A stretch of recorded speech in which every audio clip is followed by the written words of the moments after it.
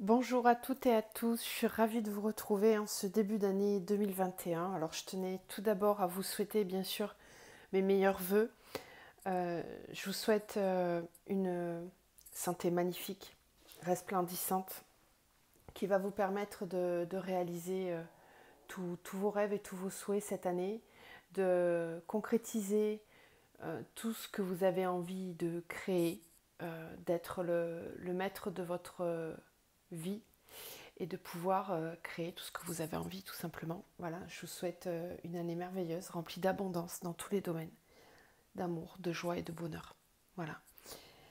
Euh, donc on va regarder les énergies pour la semaine. J'ai pas eu le temps de poster la vidéo hier, je m'en excuse, j'ai eu pas mal de travail.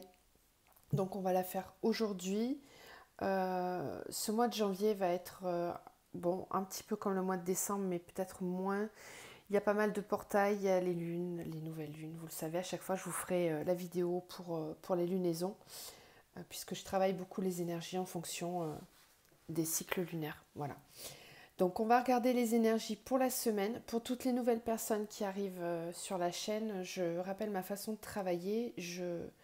J'essaie de capter en fait les énergies qui sont là autour de nous et de vous les transmettre afin que vous puissiez comprendre ce que vous pouvez ressentir par moment sans que vous soyez, comment dire, dans l'inconscience. Voilà, le but c'est de vivre en conscience avec tout ce qui nous entoure et de vraiment comprendre que tout est énergie et que tout ce qui nous entoure n'est pas forcément visible. Donc on y va, c'est parti. Alors les énergies pour la semaine. Donc petite météo énergétique, prenez uniquement bien sûr ce qui vous parle, le reste vous le laissez. Faites toujours appel à votre libre arbitre.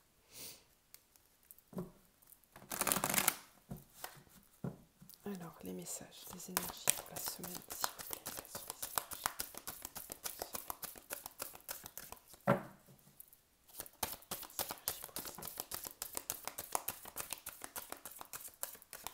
Alors, éternité. Donc là, il y a un rapport au temps.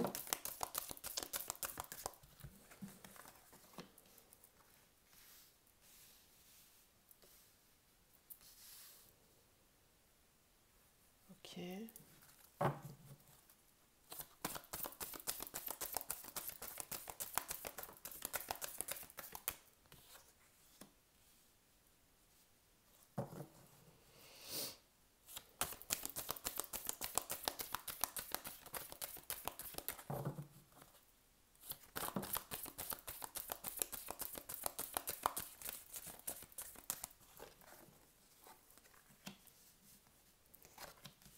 Ok, ça c'est bien.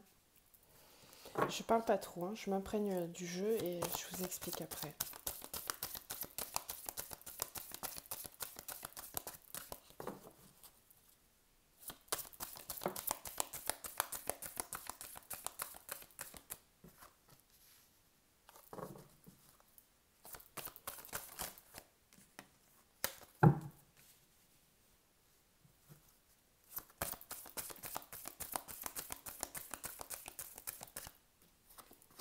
Ok.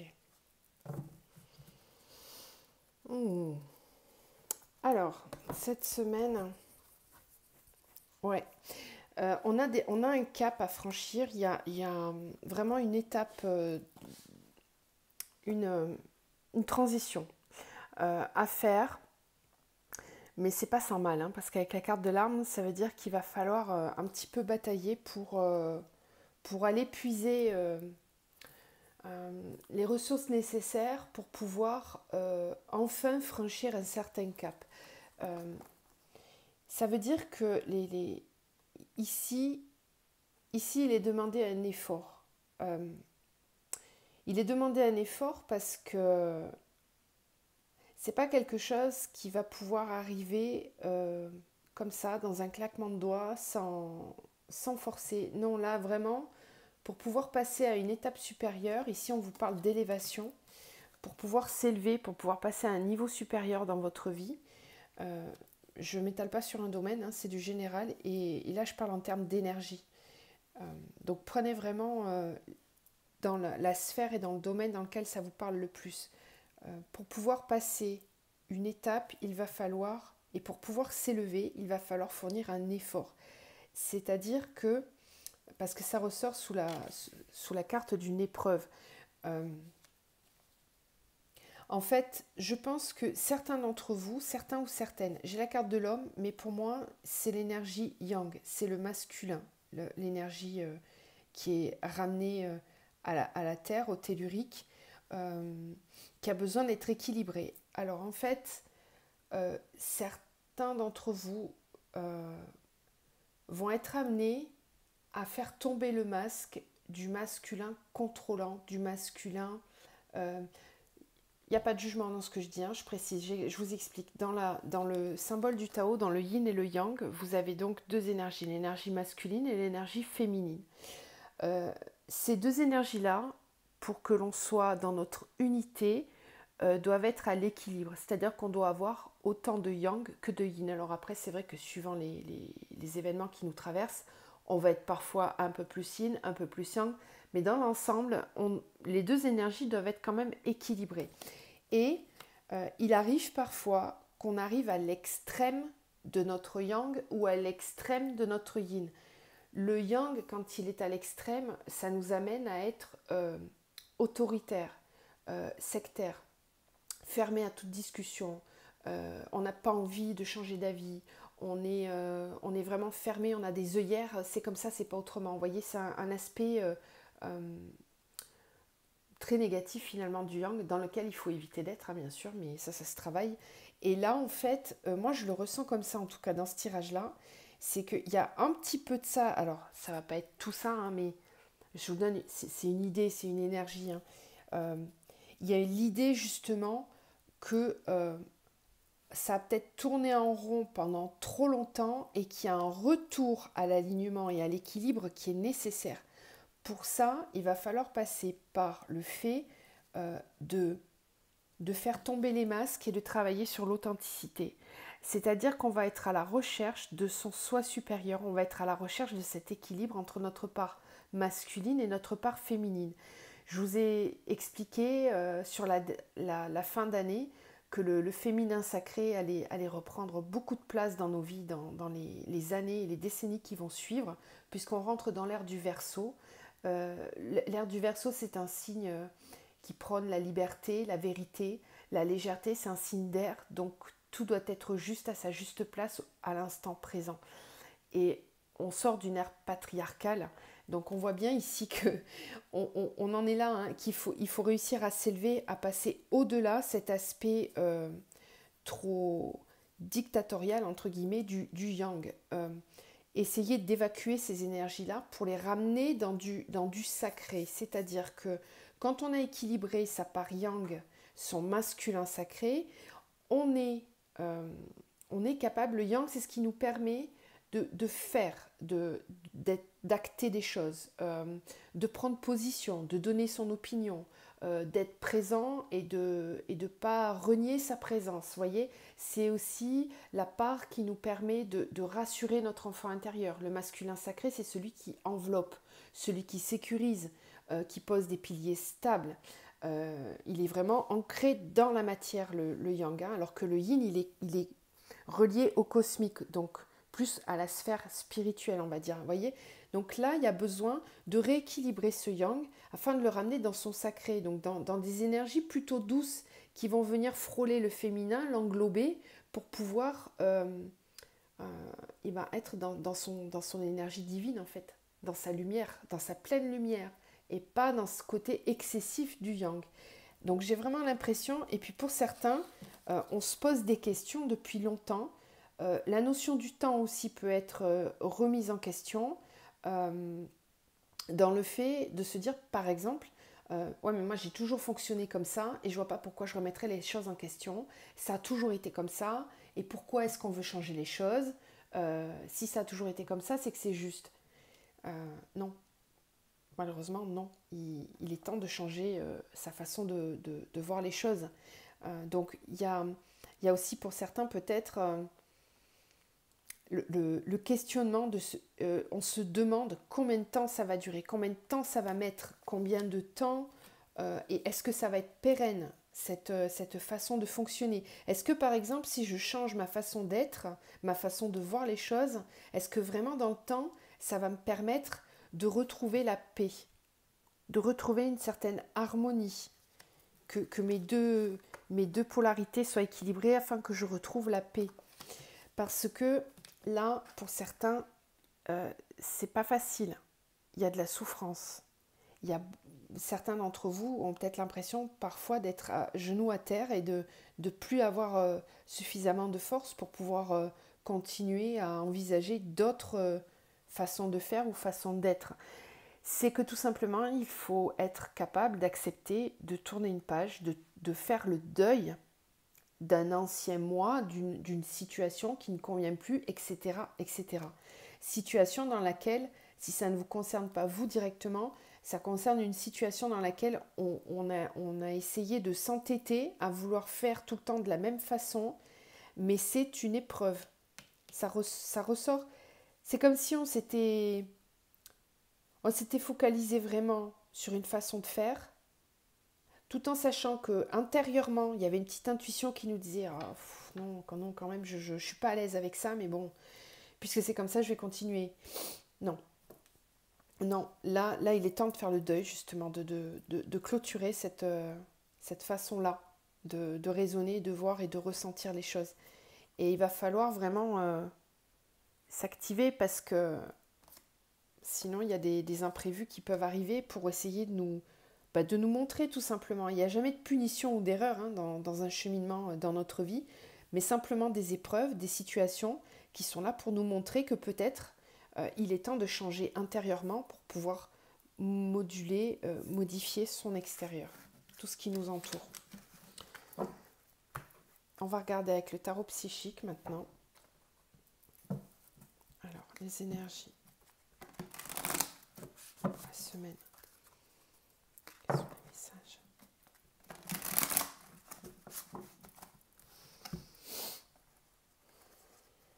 Attendre son heure, choisir avec sagesse et la lumière.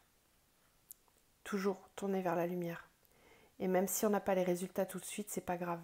Il faut attendre son heure, il faut être patient. On avait tout à l'heure la carte de l'éternité, que je vous disais, qui me faisait penser ce rapport au temps, où on a l'impression que ça va durer des plombes. Alors, les messages, les énergies pour la semaine, s'il vous plaît, quels sont les messages,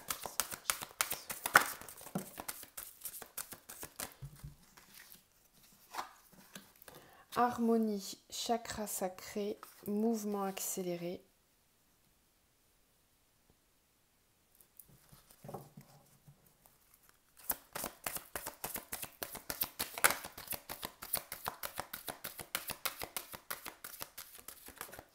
Intuition,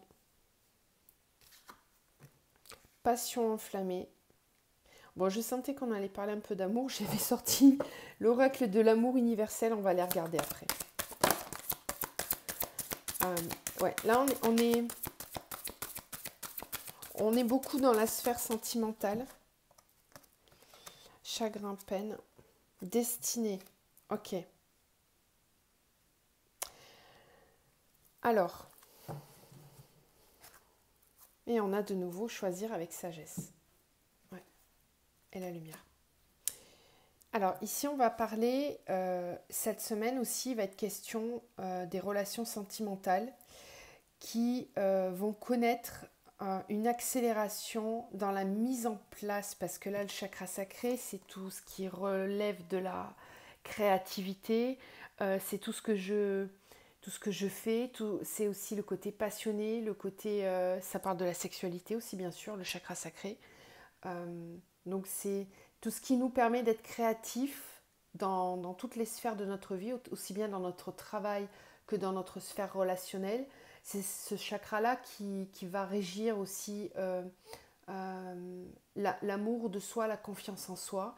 Elle est très reliée au plexus et au chakra de la gorge, souvent. Quand ce chakra-là dysfonctionne, on a aussi souvent le chakra de la gorge qui dysfonctionne. Donc ça, c'est à regarder. Si vous voulez être en harmonie entre ce que vous pensez, ce que vous aimeriez créer, rapprochez-vous peut-être d'une boutique de lithothérapie justement parce qu'on a des pierres qui peuvent vous aider à stimuler le chakra sacré ou du moins à l'harmoniser. Ensuite, on vous dit que dans les relations sentimentales, pour être en harmonie, il faut vraiment vous fier à vos intuitions. Et qu'il faut toujours écouter votre voix intérieure parce que c'est elle qui va vous guider. Choisir avec sagesse, c'est être capable par moment de s'isoler un petit peu. Vous voyez comme cette personne-là qui est sur un ponton face à la mer, elle a besoin de s'isoler pour savoir quelle direction prendre. Et elle s'en réfère complètement aux éléments et à ses ressentis corporels et émotionnels afin de prendre les bonnes décisions. Donc là, dans les moments où vous doutez, si vous êtes par exemple dans une relation et que vous avez des doutes quant à la faisabilité de la relation, quant à des décisions à prendre vis-à-vis de quelqu'un, eh bien, isolez-vous un petit peu. Prenez du temps pour... ne tenez pas compte de ce qu'on vous dit autour de vous. Vraiment, recentrez-vous. Cherchez cet alignement afin de prendre toujours les bonnes décisions avec sagesse. Agir avec sagesse, c'est agir avec son âme, c'est agir en relation, en lien avec ses intuitions. D'accord ? Donc vraiment, c'est important au niveau sentimental de vous fier toujours à vos intuitions. Ne vous laissez pas berner par des comportements qui peuvent relever de l'ego, qui ne vont pas être le reflet de l'âme de la personne ou de son cœur, de ses émotions. Parfois, quand on est blessé ou quand on a des blessures, on agit avec notre ego et pas avec notre âme. Donc, essayez de faire la distinction quand vous êtes entouré de personnes, même vis-à-vis de vous-même, de toujours distinguer les deux, entre l'ego et l'âme. Ça va vous permettre d'être clairvoyant pour vous, mais aussi vis-à-vis de l'autre personne qui est en face de vous, parce qu'il y a peut-être eu des moments où ça n'a pas été facile, on a chagrin et peine, donc il y a peut-être eu dernièrement des choses qui vous ont blessé, ou des petites chamailleries, des disputes, ou même carrément un éloignement, qui a causé beaucoup de peine et de chagrin. Mais pourtant, moi, je sens une amélioration de relations existantes et pour d'autres, un mouvement accéléré vers une rencontre qui va vous permettre d'allier l'harmonie dans le couple et la passion enflammée. On vous parle même de destinée, d'accord ? Ici, j'ai des liens d'âme. Hein. J'ai des liens d'âme. Quand on a quelqu'un qui fait partie de notre destinée, on a cette harmonie, on a la passion enflammée. Donc on voit que sur cette semaine-là, les énergies vont pousser les couples à se réharmoniser et à concrétiser vraiment des projets, à s'unir et à être à la pleine écoute de leurs émotions et de leurs ressentis afin de faire renaître cette flamme intérieure qui nous permet d'être dans une harmonie totale et dans un bonheur complet. C'est un très joli jeu, ça. Ok. N'hésitez pas à me dire si ça vous parle en commentaire. On va regarder donc, du coup, l'oracle de l'amour universel. Ça fait un petit moment que je ne l'ai pas utilisé. Il me manquait celui-là.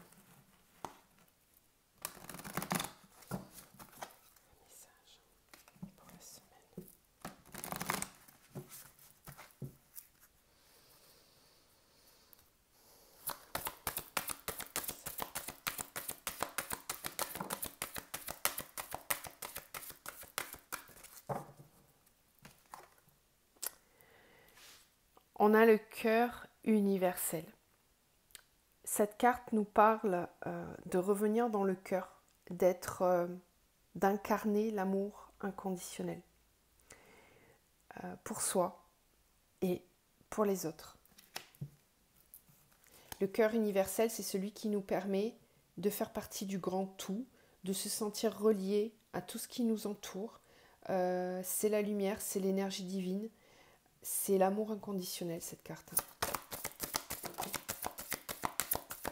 Oh, waouh. On a la carte de l'âme sœur. On est focus sur les liens d'âme, là.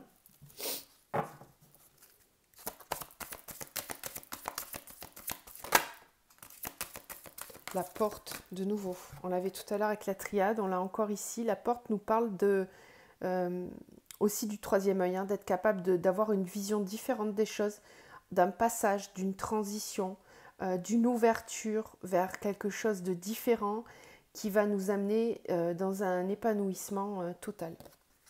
Très beau jeu, là. La porte, c'est l'ouverture vers les intuitions, vers le domaine du spirituel, du psychisme. Et quand on a ces deux cartes comme ça qui sont ensemble, ça veut dire qu'on est capable de relier ces intuitions à l'amour inconditionnel. Ça veut dire qu'on s'ouvre à l'amour inconditionnel, qu'on est capable de le rayonner et de le ressentir. Ouais, et la pierre de lune, là, vient accentuer ça. On est aussi, on a beaucoup de rondeur, hein, dans ces cartes. Hein. C'est le côté aussi féminin, le côté je crée, je mets au monde, je porte quelque chose. Là aussi, on a la lune ici. Il y a beaucoup d'intuition, d'émotion, de douceur cette semaine sur les liens d'âme. Je ressens comme un espèce de cocon dans lequel on couve, on cajole cet amour, on en prend soin. C'est englobant, c'est doux. C'est une très belle énergie qui se dégage de toutes ces cartes-là. Je pense que si vous êtes dans ces liens-là, vous allez ressentir beaucoup d'amour cette semaine, de douceur, de tranquillité, d'apaisement, de paix intérieure. Une certaine sagesse aussi qui se dégage de ce jeu, dans le sens où on va... y a pas, le temps ne presse pas. En fait, j'ai comme l'impression que c'est une parenthèse. C'est une parenthèse. Tout autour, il peut y avoir du tumulte, il peut y avoir plein de choses qui vont ou qui vont moins bien. Mais c'est pas important. Là, il y a une espèce de bulle d'amour qui est là, qui est présente et qui est préservée de tout ce tumulte extérieur. Un très beau jeu. Et on a l'enfant intérieur. Voilà. Donc, reconnectez-vous à votre enfant intérieur. Tout à l'heure, je vous parlais d'apaiser ce yang excessif. Le masculin sacré va permettre de sécuriser l'enfant intérieur. Voilà. Donc, tout est en lien là. Faites peut-être une petite méditation pour votre enfant intérieur. Vous avez peut-être besoin de vous... Voilà. Je vous faisais la bulle tout à l'heure. Hein. Vous voyez, on avait ces énergies rondes là de gestation, de grossesse, de maternité. Il y a beaucoup de... Je ressens vraiment beaucoup de douceur et d'enveloppement. Il y a un besoin d'être coucouné, de se coucouner, de prendre soin de soi, d'être dans un cocon. Je ne peux pas vous le dire mieux que ça. Et c'est cet amour-là qui nous procure cette sensation. Je vais vous tirer une carte de l'oracle d'Isis pour terminer ce tirage.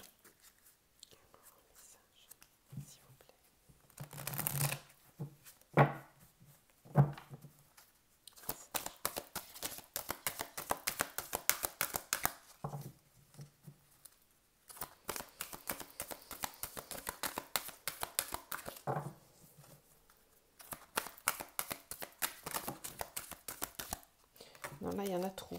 Il y en a moins 4 qui sont tombés. Une carte, s'il vous plaît. Merci. Alors, on a la carte de Amon-Ré, le miracle de la création. Regardez comme elle est belle, cette carte. Alors, je vais vous lire. C'est la carte 1. Amon-Ré est le dieu très populaire de la guérison et des miracles. Il représente la force cachée ou occulte sous-jacente à la création. Ouais, rappelez-vous, tout à l'heure, je vous parlais, on a eu la carte du chakra sacré. Hein. Voilà, donc c'est totalement raccord. Et puis même, regardez la belle couleur orange qui nous rappelle le chakra sacré, justement. On est complètement raccord avec ce qu'on a eu tout à l'heure dans le tirage. Il représente la force cachée. Non, ça je l'ai déjà dit. Amon-Ré anime l'univers et les êtres vivants. Il symbolise les pouvoirs animés de la création et est le roi des dieux. Mais donc le message canalisé de cette carte, je suis le Dieu de la création. Ainsi, avec mon puissant pouvoir, je peux modifier et transformer la situation qui vous inquiète en un instant.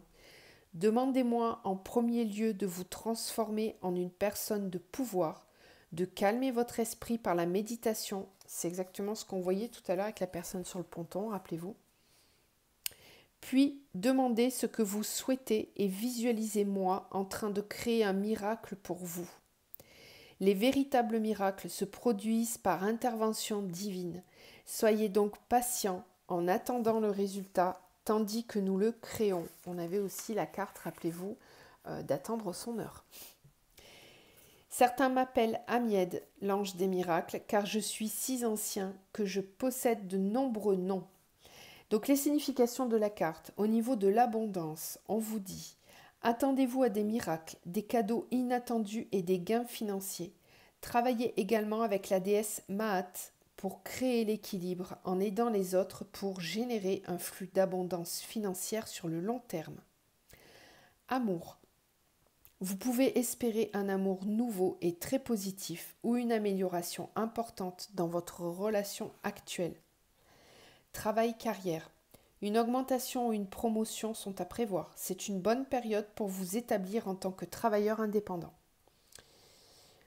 Au niveau des voyages, les voyages axés sur les expériences culturelles, spirituelles ou la méditation seront protégés et auront un effet positif. Famille. Résolution des situations familiales difficiles au cours des 6 prochains mois. À venir, attendez-vous à un afflux de situations miraculeuses dans votre vie. Connectez-vous à Amon-Ré lors de méditation pour entretenir le flux. Voilà. Très beau message. Merci, merci. Voilà, je vous laisse sur ce message d'Amon-Ré. N'hésitez pas à revenir sur la vidéo pour réécouter la canalisation de cette carte pour vraiment vous imprégner des messages qu'il vous apporte. Et puis pourquoi pas à l'invoquer quand vous êtes en méditation pour vous imprégner de sa force sacrée. Je vous envoie plein de lumière et plein d'amour et surtout prenez soin de vous et je vous dis à très vite.